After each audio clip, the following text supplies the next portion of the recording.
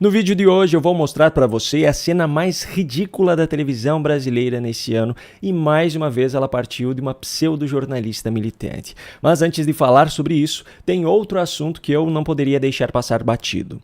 Você já deve ter visto hoje em algum veículo de imprensa que foi divulgada nessa quinta-feira uma pesquisa feita pela Quaest com os cenários de segundo turno das eleições presidenciais de 2026 com diferentes candidatos. Essa pesquisa foi mais uma dentre as inúmeras já realizadas até hoje, cujos resultados são extremamente favoráveis a Lula e seus aliados, tanto em relação à avaliação do atual governo, quanto em cenários de disputas eleitorais. Eu me recordo muito bem até hoje de uma crítica que eu fiz há vários meses já, em relação justamente a essas pesquisas, dizendo que havia muita manipulação por trás delas, e eu fui atacado por algumas pessoas na ocasião, que afirmaram que eu não entendia nada a respeito de amostragem, de metodologia de pesquisa, etc.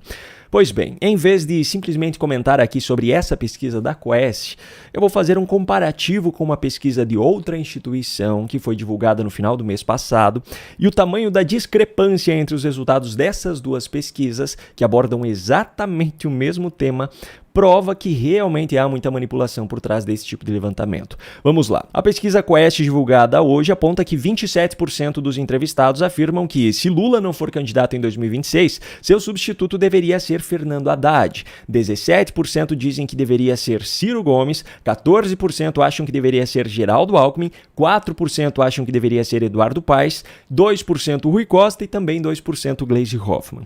No caso de Bolsonaro não ser candidato em 2026, a pesquisa aponta que 21% acreditam que a substituta deveria ser Michele Bolsonaro, 18% acham que deveria ser Pablo Marçal, 17% Tarcísio de Freitas, 10% Simone Tebet, eu não faço ideia de onde tiraram essa ideia completamente sem noção para a pesquisa, 7% Ratinho Júnior, 4% Romeu Zema e 3% Ronaldo Caiado. Ok, agora vamos aos cenários de segundo turno. A pesquisa Quaest aponta que, se a disputa fosse entre Lula e Bolsonaro, Lula teria 51% dos votos contra 35% de Bolsonaro.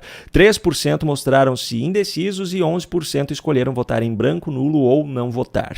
Para exatamente esse mesmo cenário, o Paraná Pesquisas mostrou que Bolsonaro teria 43,7% dos votos e Lula 41,9%, e o restante ficou entre votos brancos, nulos e os que não opinaram. Mas calma que isso é só o começo. A Quaest mostrou que a principal substituta para Bolsonaro seria Michele, só que a empresa simplesmente não considerou um cenário de segundo turno com Michele. Isso foi simplesmente ignorado. Ainda segundo a Quaest, Lula venceria Tarcísio com 52% contra apenas 26% do atual governador de São Paulo, enquanto o Paraná Pesquisas mostrou que nesse mesmo cenário Lula teria 43% contra 39,2% de Tarcísio. Só que a discrepância mais absurda ainda está nos cenários em que Fernando Haddad é o representante do PT. Segundo a Quaest, Fernando Haddad teria 42% dos votos contra 35% de Bolsonaro em um eventual segundo turno.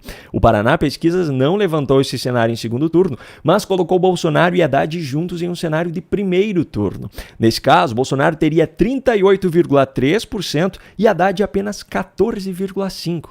Ou seja, para chegar no cenário da Quaest, até mesmo parte dos eleitores de Bolsonaro no primeiro turno precisariam mudar de ideia e votar em Haddad no segundo turno. O Paraná Pesquisas avaliou ainda um cenário de primeiro turno com Haddad e Michele Bolsonaro, e nesse caso Haddad nem iria para o segundo turno, porque Michele teria 27,6%, Ciro Gomes 17% e Haddad apenas 14,9%. Percebe como as pesquisas com alguns cenários idênticos e outros parecidos apresentam resultados completamente discrepantes. Percebe como a Quaest sempre favorece Lula e seus aliados. Não é à toa que é o instituto preferido da Globo e da Globo News sempre que precisam mostrar alguns dados de pesquisas. Bom, diante dos fatos, qualquer comentário extra sobre esse assunto se torna desnecessário, não é mesmo? E por falar em Globo News, pelo quarto dia consecutivo nessa semana eu preciso trazer cenas vergonhosas dessa emissora militante, porque dessa vez todos os limites foram ultrapassados. Veja o que a pseudo-jornalista militante Natuza Neri disse depois da CCJ da Câmara ter aprovado o projeto de lei que prevê a implementação do voto impresso e recontagem física das células em eleições no Brasil. E aí tá dando a lógica, né? Virou a porta do inferno. A Comissão de Constituição e Justiça virou a porteira do inferno. Eles sabem que isso não vai passar, Eles sabem que em 2021 o Congresso derrotou quando o Bolsonaro era presidente da República, quando o Bolsonaro era forte. Imagina agora, é claro que não vai adiante. É para fazer jogo de cena, é para fazer terrorismo com a sociedade, é, como disse o Pedro, para deixar pronto para plenário, porque aí quando a Câmara dos Deputados ou o grupo político da vez quiser chantagear este ou qualquer outro governo, faz uma votação relâmpago do projeto da proposta do voto impresso. É tudo tática terrorista, tudo. O que faz, eventualmente, o Centrão, quando bebe na fonte da extrema-direita. Então, a Comissão de Constituição e Justiça hoje é controlada por uma parlamentar considerada de extrema-direita. Não sou eu quem estou dizendo. Não sou eu quem estou dizendo. A Carolina Detoni é considerada uma política de extrema-direita. Meu Deus, são tantos absurdos que eu não sei nem por onde começar, mas vamos lá. Primeiro, sim, Natuza, é você quem está dizendo que Carol Detoni é considerada de extrema-direita. São vocês, militantes de esquerda travestidos de jornalistas, que disseminam essa falsa classificação dos espectros políticos na tentativa de criminalizar o conservadorismo e normalizar o extremismo de esquerda. Segundo ponto, terrorismo? Pelo amor de Deus, Natuza, a que ponto chegamos? Deputados exercendo a função de deputados em uma comissão na Câmara, agora é terrorismo? Isso só deixa ainda mais clara a farsa da suposta democracia que vocês defendem. Se os parlamentares que nós escolhermos exercerem a função para a qual nós os escolhemos, não é democracia? O que seria isso então? E terceiro ponto, por que você fica tão revoltada, Natuza, com a possibilidade de que exista uma recontagem dos votos? Por que maior transparência e segurança a esse processo lhe preocupa tanto?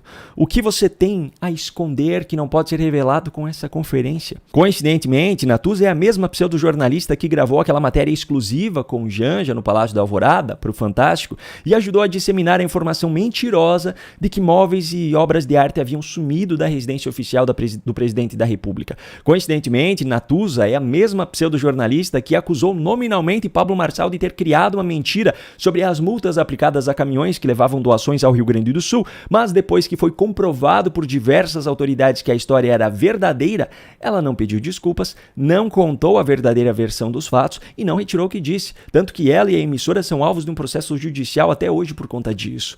Agora, é errado exercer militância política? Não há nada de errado nisso. O que é errado é fazer isso dizendo que está exercendo jornalismo. Errado é expor sua opinião de militante política como se estivesse relatando fatos. Isso é desonesto, é imoral, isso deveria ser até crime no Brasil, na minha opinião. Só que a realidade no Brasil hoje é justamente o contrário. As palavras do ministro Luiz Fux, do STF, ao ler o seu voto em mais uma ação relacionada ao Marco Civil da internet, deixam isso mais claro do que nunca. Está clara, a esta altura, a insuficiência constitucional do regime de responsabilidade esculpido no artigo 19 do Marco Civil. A imunidade civil trazida pelo dispositivo só permite a responsabilização das empresas provedoras no caso de descumprimento de ordem judicial de remoção. Por isso, ministro Top, que eu entendo que estamos de acordo, muito embora eu sei que Vossa Excelência é sempre aberto ao diálogo, no meu modo de ver, notificada a remoção tem que ser imediata, inverter o ônus da judicialização. É a plataforma que tem que fazer o que faz hoje. Pedir autorização ao juiz para botar de novo. Agora sobre o novo crivo, que nós sabemos qual vai ser. Não, nós dois. Vamos esperar o conjunto do colegiado. Por isso eu defendo a remoção imediata, não em prazo razoável. Ou seja, o ministro defende que assim que os donos da verdade no Brasil notificarem uma plataforma sobre um conteúdo considerado como falso, ele deve ser imediatamente removido do ar. Quem decide o que é verdade e o que é mentira? Nem preciso responder essa pergunta, não é mesmo? Agora, eu não poderia deixar de mencionar. Eu acho que o telhado do plenário do Supremo deve estar com alguns buracos e a luz solar deve estar entrando descontrolada. Porque, se não for por isso, qual seria o motivo para Dias Toffoli ter adotado esse visual? Vamos esperar. Agora eu tenho um recado muito importante para você. Atendendo a um grande número de pedidos que eu recebi ao longo dos últimos meses, eu preparei um material exclusivo para repassar a minha experiência em comunicação para quem deseja aprimorar a sua oratória e a sua imagem em 2025. Com base em tudo que eu já estudei até hoje, nos diversos erros e acertos que me levaram a ter hoje uma audiência de mais de 600 mil pessoas, na soma entre o canal no YouTube e os perfis no Instagram e TikTok, eu preparei um conteúdo em vídeo onde eu ensino técnicas e estratégias para falar bem em público, para conquistar clientes em atendimentos individuais, para ir bem em entrevistas de emprego ou apresentações no seu trabalho e ainda as adaptações necessárias na sua comunicação caso você queira gravar vídeos para a internet. Tudo isso levando em conta apenas aquilo que funcionará a partir de agora, em 2025, deixando de lado aquelas técnicas que já funcionaram no passado, mas que hoje já não demonstram mais nenhuma eficácia. Além das aulas comigo, você terá acesso ainda a módulos bônus, como um acervo de vídeos e palestras de grandes referências na comunicação no Brasil e no mundo, onde você aprenderá outras técnicas e estratégias, e ainda videoaulas com os principais ensinamentos dos melhores livros do mundo sobre comunicação. Você terá acesso a todo esse material exclusivo pelo preço promocional de R$ 147, que pode ser feito no Pix, boleto ou parcelado no cartão de crédito. Mas esse preço é válido somente nessa semana de lançamento. A partir da próxima segunda-feira, o investimento já voltará ao valor regular, que é de R$ 197. Para aproveitar essa oportunidade, clique no link que eu deixei aqui na descrição do vídeo ou aponte a câmera do seu celular para o QR Code que está aparecendo no canto da sua tela. Eu espero você lá. Um grande abraço e até a próxima.